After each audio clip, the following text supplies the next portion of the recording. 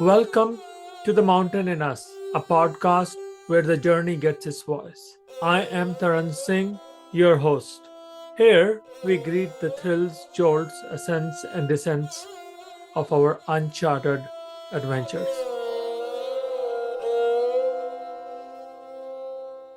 Good morning, everybody. Today, my guest is Debbie Feit. Debbie is a marketing professional, author, and now a beaming poet. It is my pleasure to have you on The Mountain in Us, where the journey gets its voice. Thank you so much, Taran. I'm really honored to be here with you. And I'm really excited to talk about father, faith, and finding my voice. Thank you, Debbie. Thank you. And we will kick it off right from your early beginnings in Brooklyn, New York. Why don't you take us back to your early childhood home and paint us a picture of your family? Yes, I would love to. I grew up in Brooklyn, New York, the oldest of two sisters, my mom and my dad, upper middle class. I don't know how much I appreciated it at the time, but looking back, I know I was so lucky, really, really so lucky with both my parents. We were raised Jewish in a conservative Jewish household, and we were brought up with a lot of culture of the religion. We celebrated Hanukkah, we lit the menorah, we went to services on the high holidays. There a lot of customs associated, a lot of traditions associated with Judaism.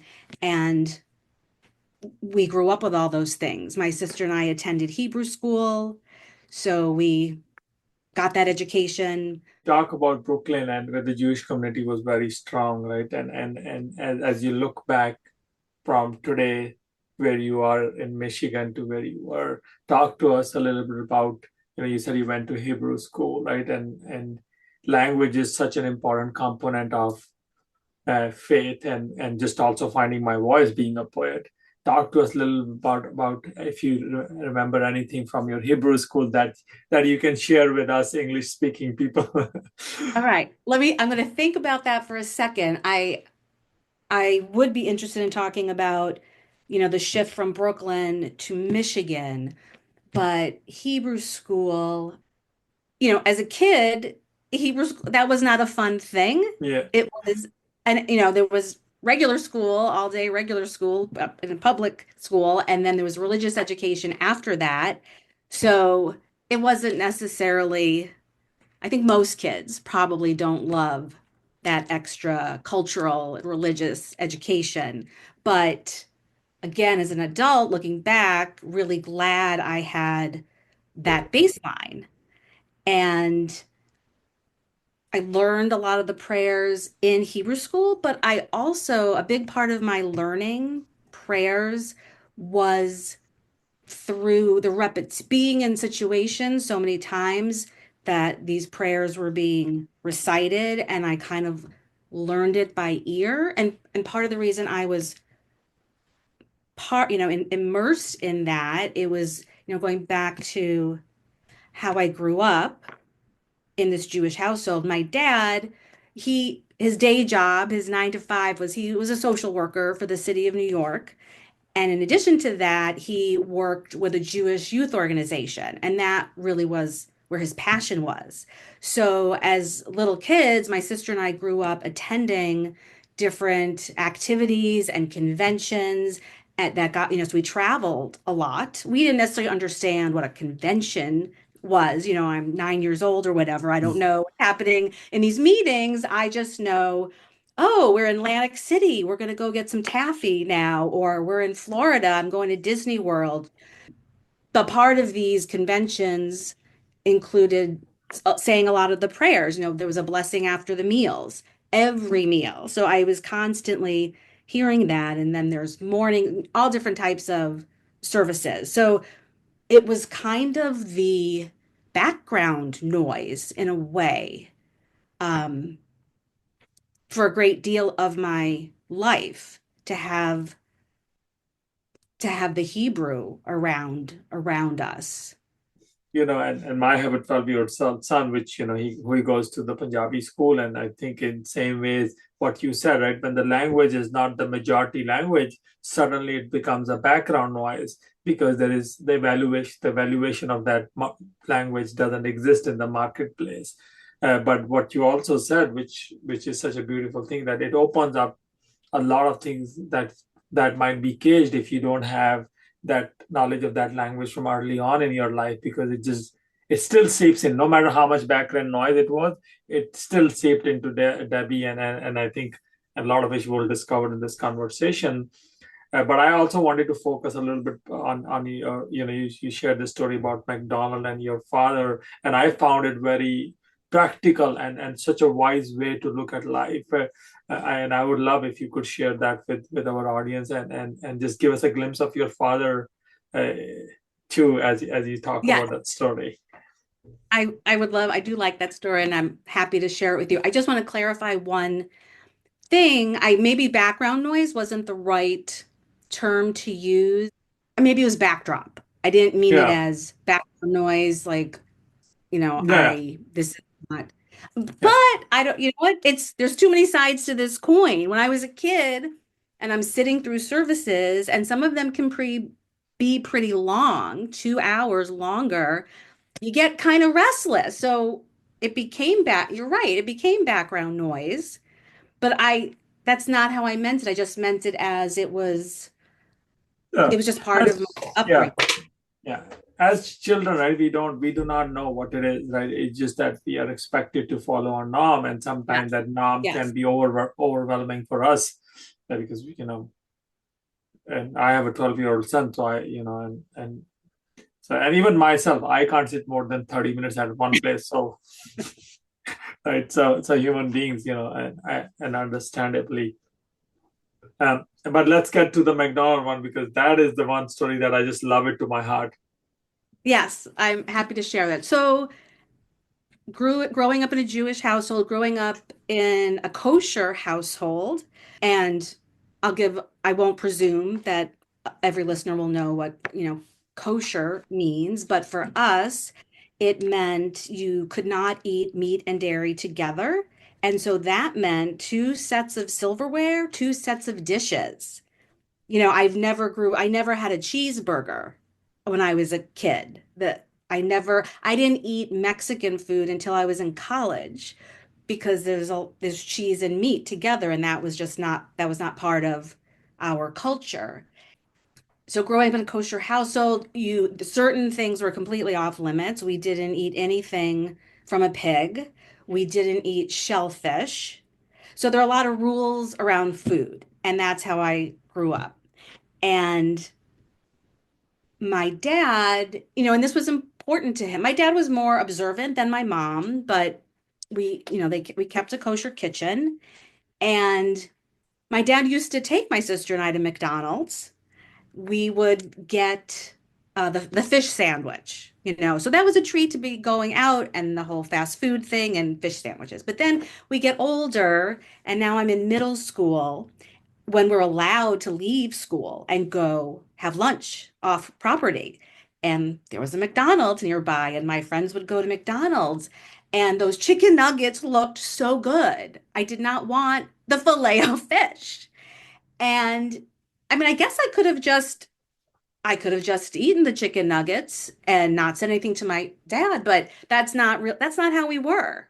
We weren't that way. So for as important as it was to him to maintain keeping kosher, he also was flexible and realistic and gave space to my sister and I as we were growing older, gave space to us making our own choices. So his flexibility and his respect for the choices other people make, that meant a lot. I mean, we're talking about chicken nuggets right now, but there are other things in my life that apply to that as well. Yeah. Yeah, chicken nugget is probably the lowest bar of acceptance, probably. Funny you say that, when I first went to a McDonald's, for the longest time, I didn't eat any meat, no, never. And when I went to the McDonald's, I said, give me the cheeseburger without the patty. That's the only thing I could eat. I didn't even eat fish, The right? cheese, the bun. So the bun, the tomato, and the cheese, right? That's the Yeah. only thing. And now and long story short, my son enjoys the McDonald's patty, right? So it's like life is in many ways, acceptance comes in many shapes and form, and sometimes it's the form of chicken nuggets. Yes. You're Yeah, absolutely right. Yes. yeah. But you ended up in Michigan, and talk to us a little bit about Michigan because I went to school in Michigan, so I can't miss that question. You probably shared this with me the last time we spoke, but where did you go to I remind Western me? Michigan, Kalamazoo. I went to Oh, Kalamazoo. Kalamazoo. Yes, Yeah, yes. yeah. Um, so I attended the University of Michigan in Ann Arbor and pretty much never went back. I had internships in New York for a couple of summers, and then I just started spending my summers in Ann Arbor. It was the quintessential college town, and I really enjoyed it there. And at the time that I was in school, the most number of students in attending school were from New York. So large New York population. I'm sure, I mean, this is decades ago. I'm sure it's changed. And definitely a large Jewish population. But those were not the people I ended up connecting with. Most of my friends, a lot of them were from small towns in Michigan. And with like a graduating class of 60 compared to my graduating class of 805. So I was for some of my friends, I was the first Jewish person they had ever met. I was the first person from New York that they ever met. And it was confusing to them because all they knew were what was presented, in the media. They thought when they heard Brooklyn, they thought the Lords of Flatbush, street gangs. And I didn't, present as an intimidating figure by any means. And and the Jewish thing also. So I was usually in a mode of teaching others about the customs and the religion, and I was happy to do that. Yeah. No, Michigan people are curious and warm, and my experience living there has changed me a lot. I've kept that same warmth of saying hello to everybody, even though in California nobody cares about. They find it awkward when people say hello to strangers, right? But Michigan is definitely way warmer, and yeah, yeah, no, and that was such a such a great to be able to do that, and you've been able to accomplish a lot, and recently you published a poetry chapbook, a, a genre that you have really never explored, or might have eluded you in the past. What happened?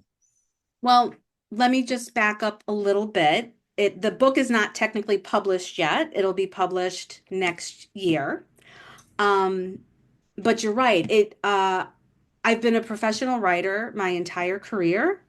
I've worked in advertising. I've worked for magazines. I've freelanced for national magazines, writing features and essays. I've written a book of prescriptive nonfiction. I've worked in marketing and communication, like just about every aspect of writing I have covered. And that includes spending 20 years trying to write a novel, trying to write two novels, not at the same time. About 10 years on one, about 10 years on the other, and getting as far as having an agent request the manuscript, but never getting representation, and it never really went anywhere. And I was in the middle of procrastinating another round of edits when I learned that my dad died. And I get sorry, your question is how did it come to be that I wrote this chapbook? The short answer is that my dad died, and it triggered something in me. Not to cut you, but this Yeah, is such an important moment when you said, please. you lost your father, but and he left us in a place where he wanted to be. You don't have to share it now, but at least as you tell us, It's an important part of the story, right? yeah.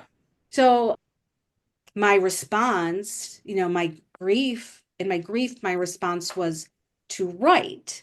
And there's nothing surprising about that. I've been doing that, my whole life, whether I was writing in a journal or writing essays. I've written essays on, personal topics and had them published, and I've written about personal things on Instagram. So that's my go-to, is to process my feelings, is to get it on the page. One, to get on the page, and two, knowing that somebody will connect with it, even if it's one person and they see themselves in my situation, whatever it was, prior to losing my dad. Then that was really meaningful. But what was unusual about the poetry is that I never had any interest in writing poetry. I didn't have a single book of poetry in the house. I always felt it was not very approachable. I always felt that I must not be very bright if I'm having so much trouble understanding some of the poetry. It just, I was never drawn to it. So that's what was so surprising, because and this is how I describe it. It felt like my head cracked open and all this poetry came pouring out. And as a writer, nothing ever just pours out. 20 years of trying to write a novel was torture. Nothing flowed freely. But I had all these ideas. I was getting up in the middle of the night. I, I was almost going through a little bit of a manic phase. Like, I wasn't sleeping great, and I was writing in the middle of the night, and I was buying poetry books, and I was signing up for poetry classes. I was just drawn to it, and almost like an addiction in the beginning of it, but I loved it. I loved the poetry. I think probably because it's a much more contained genre than a novel, or even even an essay, like 1,000 words, 2,000 words. A poem, you could be done in 300 words. So that was satisfying to me. Let me talk about, let me tell you how the circumstances of how my dad died, because obviously it's a huge loss to lose a parent. I had already lost my mother in 2011 through very challenging circumstances. We lost her to medical malpractice that led to a vegetative state. So that was a really horrific experience, a terrible way to lose your parent. It was the opposite with my dad. My mom went, it took months to lose her, and his passing was very quick. My dad, not surprisingly, as a committed Jew, loved everything about Israel. And he had spent a year during his college years living there. He had traveled there many, many times. He has taken groups of 50, 60 teenagers through the Jewish youth organization that he worked with for 6-week trips in the summer, and had done that multiple times. And my sister and I got the benefit of that also when we were little, got to go 3 times as part of that trip. So he loved everything about it. And he was planning a trip with friends of his from his congregation, with some family members. He was putting the itinerary together himself. He couldn't talk about anything else other than this itinerary, which, was kind of amusing and got to be annoying, but he didn't need a professional to put an itinerary together. He knew so much about it. He knew which places to go to and where the most interesting experiences would be. So he spent all this time and energy putting together this trip. And then it was 2020, and nobody was going anywhere in 2020. So the trip to Israel got put on hold. 21, trip to Israel still on hold. Now it's 22. They're able to take their trip to Israel. I would say maybe there were 10 or 12 people um, were on the trip. And his first day there, I think he had dinner with friends who had lived in Israel. And then the next day, he went shopping for jewelry for my sister and I and for our kids. And that's just how my dad was and who he was. He liked to give gifts. And one of the jewelry stores is a place he's been shopping in for decades. You know, they know him there. So it, it's a commentary on him that that was one of the first things he did, that he wanted to make sure he had his gifts for his grandchildren. And then the next day, the whole group is together and they're going to the Western Wall.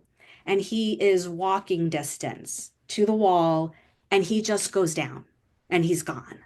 It was a cardiac event of some kind. No history of any cardiac issues, but he was a month away from 87, you know, he was he people perceived him as younger than his 86 years. There was a youthful energy to him. So my sister gets a phone call at 6:30 in the morning. She calls me, so now we're all on the same call and we're being told that he's gone. And there was so much grief in that initially, and there was crying and sobbing, but there was comfort in the same moment as learning that he was gone. There was comfort in knowing where he was when he died. He could have just as easily been sitting on his couch, watching a baseball game, reading the newspaper, and keeled over. And as a writer, I couldn't have written a better ending for him Yeah. myself. He was in his favorite place. His favorite place really was anywhere his grandchildren were. But Israel, he loved it. So for that's where he died. It was just it was Yeah. poetic. Yeah, and And doing what he loved to do, connecting yes, people doing back to yes.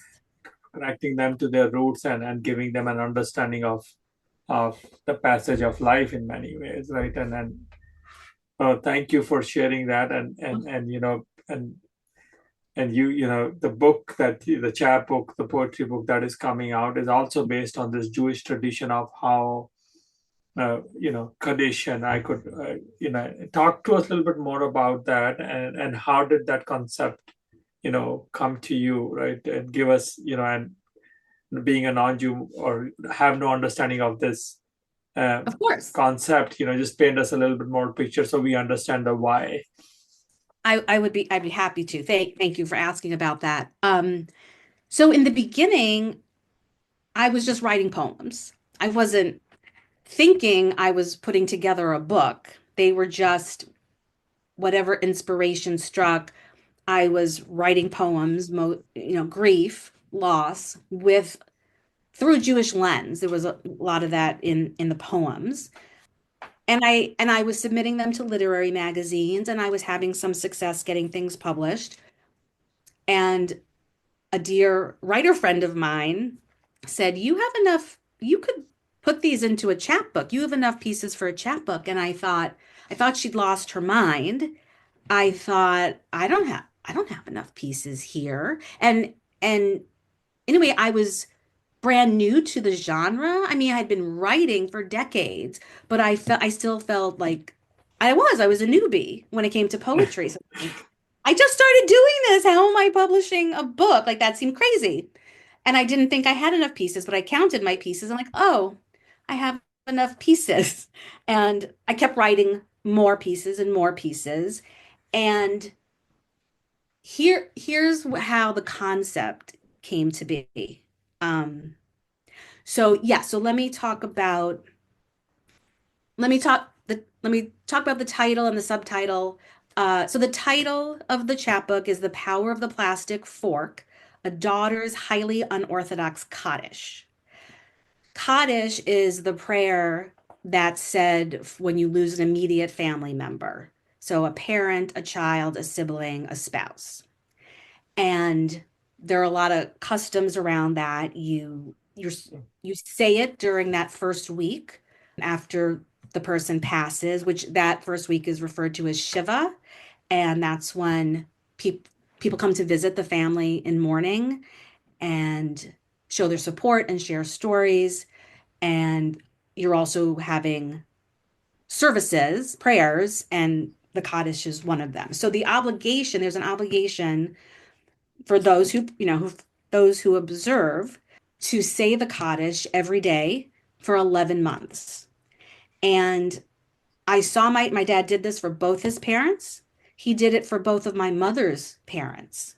So this was important to him, and I knew that. And so all my life I thought, okay, when his time comes, my sister and I, of course, we're going to say Kaddish for him. Like, how could we not say Kaddish? So his time comes, we say Kaddish during that week, and then not really ever again. I never really said it. And if you told me this is what happened, I would have bet anything that I would be feeling really guilty about that. And so the crazy part is that I didn't feel guilty about not doing it. And I realized that was a moment I realized that writing these poems and putting them into a book was my way of honoring him, was my way of saying Kaddish. So the book is the concept is that it's my way of saying Kaddish. And part of saying Kaddish, one of the rules is that you need to have 10 people with you to say it. There's the thinking is that you shouldn't be alone in your grief. You grieve with community and you need 10 people. So that group of 10 is referred to as a minyan. And that's what I had in mind when I decided this book is only going to have 10 poems. And these 10 poems are the 10 people of my minyan. And this book is my way of saying Yeah. Kaddish. Yeah. What a powerful way to, to put Kaddish in and give your father, uh, you know, a, his life a celebration, but also this Kaddish is going to live longer than any time frame, right? And then that's such a beautiful way of putting it. And when you wrote, when you go back to this period and especially when you look back at yourself and Kaddish is in Hebrew, right? That's what I'm imagining, right? Yes. It is spoken in Hebrew, right? And did you experience, right, going back to you, did you experience any resurgence in your faith after this experience of losing your father, but also putting Kaddish that you have never imagined, as you said that if I were to put a bet on it, you would have said that no, that's not going to happen, right? It did that change, right? Did how you looked at your faith changed and the resurgence changed about it? So I don't know if resurgence of faith is the language I would have chosen, but it probably is correct. I mean, I grew up to believe in God, and I did, and I Yeah, continue to believe in God. I have faith in terms of believing in God. I would say that the circumstances of my dad's death, that he died in his favorite place in the world. I mean, I think maybe that yeah, yeah, kind of brought a resurgence. I couldn't have arranged, I could not have written a better ending for him. yeah, So yeah, there yeah, was a higher power at work there, and yeah, I was very aware of that. So in terms of how he died, yes. But when I think about the time after that, um, I started turning to things that maybe I wouldn't have turned to before. I signed up to take a class about the Kaddish. I recently wrote an essay that's going to be published in an anthology of Jewish stories. Past traditions that I didn't practice on my own kind of started to bring back. As a kid, we lit candles on Shabbos. So the Sabbath for Jews is Friday night, Friday sundown to Saturday sundown, and my mom would light the Shabbos candles, and that's something I grew up doing. It was not anything I continued to do once I became an adult and I moved out and I had my own place, many different places. It wasn't a tradition I carried, but it became, after losing him, that became important. And so now my husband and I light Shabbos candles. And so I think it's a way of feeling close to him. Yeah, it's acknowledging the life and the love that he have given to you in many ways. But and I think that's such a powerful way of seeing smaller things in a bigger picture. Uh, as you know, and you've written all of these poems with a Jewish perspective. But let's say, somebody who doesn't have that knowledge of Jewish tradition, how would they relate back to your these experience of grief, acceptance, and healing? Anyone who's experienced that kind of loss will be able to identify with the emotions that are being represented. The publisher for my book, she said she was laughing and crying when she was reading it. And she said that a lot of it, she had lost her father when she was in her 20s. She's not Jewish, but my description of my dad made her think of her dad. So there's always going to be something you can identify with and take with you, even if the person's background is different than yours. I read a lot of other work by poets who come from different countries and have different religions, and I'm moved by that. I can still feel I may not identify with their lived experience and the challenges, but I feel what they're feeling, Yeah, the emotion yeah, that comes through their work, and I'm really drawn to that. It's powerful. It doesn't matter that I am not the same race as yeah, they are. yeah. And you're totally spot on that. When we abstract the little things away from us, we are all the same. Uh, and you know, it would be an honor if you can share a piece uh, with our audience, and also maybe explain what the piece means to you. And and yeah. Well, thank you I would love to share a piece. Thank you for asking. This piece, it's the whole keeping kosher thing. And just to give you a little bit of background, so it's not confusing for people who are not familiar with some of the rules of keeping kosher, I had said earlier that we had separate silverware for meat and dairy. And inevitably, I would goof up and use the wrong thing. I would grab a meat spoon and use it to eat ice cream. And that was just an honest mistake. And the way that you would clean it, if you will, is to put it in dirt. So that was something that a lot of Jewish people would do. And you could see, forks and knives or spoons sticking out of plants in somebody's house, which is a ridiculous sight. But it's okay. We had an instinct, and this is going to cleanse it, make them kosher again. That's the custom.